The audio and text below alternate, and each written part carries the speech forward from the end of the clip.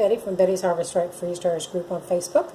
I wanted to show you one idea for making a homemade vacuum pump oil filter to use in conjunction with your Harvest Right freeze dryer. It's an idea that one of the members in my freeze drying group came up with, name of Clint. And what we need here is a roll of toilet paper. I'm using some plain Scott 1000 because it is the toilet paper recommended to use along with the Franz oil filter that is made for vehicles. So what I'm going to do is to take a serrated knife and cut through the paper, just enough to give me some that I can use for a roll to put inside the cavity in this recycled Brita water filter pitcher, which the mTorr brand works nicely as well. You take the toilet paper, the coffee filter in the pitcher. That's all you need. So if you take your toilet paper and start a little bit of a cut, and then you can cut right on down through that, enough that you end up with the thickness desired for your cavity that is in your water pitcher. And you shake off all the excess little goodies that come off of there, and then you take your toilet tissue and start at the end, rolling it tightly, and continue to roll. Now you're going to use a thickness that, as I said, will be good to fill the cavity. These are not all the same diameter. It doesn't take all that much, but you roll it up tightly, and then once you've rolled it up tightly, what I do is take it and put it inside a coffee filter so that it'll help keep out any extra debris. I just like the coffee filter addition. And then take your recycled, inexpensive water filter pitcher and put this right down into that cavity. You can press it or twist it, whatever is needed to get it in there. If it doesn't get in there just right, you can always take it and push it back through with, say, a butter knife and start again. But as long as your paper is in that cavity nice and tightly and there's no room for the oil to get around on the edges instead of going right through the paper, you would be good to go. Now, I just want to make sure that mine is like that, and I think it is. So you just put your filter top back in there and pour your used oil in here. When it's filtered, you can either leave this on and just pour out your good oil, filtered oil, or you can remove this top altogether.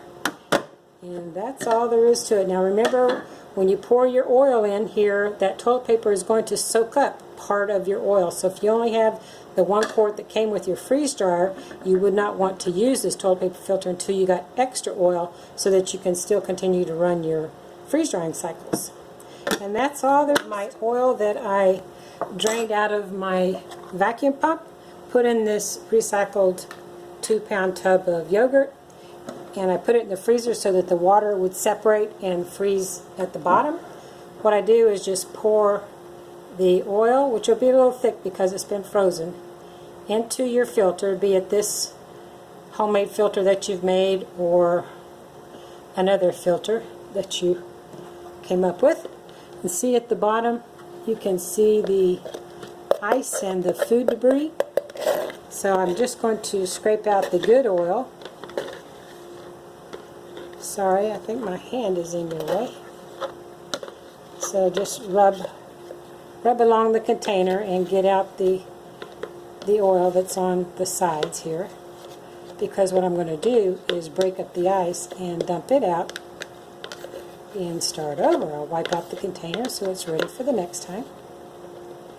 Okay, managed to get oil on myself from doing it kind of an awkward angle. So again, you can see the ice at the bottom. Some people say, well, they don't get any ice or they don't notice any ice and think everything's okay. But look at all that ice in this oil. It's certainly going to depend on the food that you freeze dried. This oil came out of a batch of yogurt, but that is a lot of ice in the bottom of that container. So be sure to drain your oil, freeze it, so that it separates so that you can get rid of this ice. Just draining a couple of tablespoons at the end of a cycle really is not going to get all the water. It takes a while for the water to go from the top of the pump in a moisture form to actually be the liquid water and go down through the oil so that you can drain it. And draining it right away, right after cycle ends, you're not going to get all that water. So another tip for you to use, that oil is going to soak into the toilet paper and end up draining right through down to the bottom. And that's all there is to it. Thank you so much for watching. That you can make at home for your vacuum pump oil. This is using a 1/2 gallon mason jar with a screw ring and a lid, and a empty 2-liter bottle with the bottom cut off. What I did was my husband drilled a 1-inch hole in the flat lid.